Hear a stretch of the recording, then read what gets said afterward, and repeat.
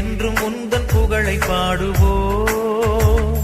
தேடும் மாந்தரை தேற்றி காத்திடும் உந்தன் அருள் வரங்கள் இன்று தேடி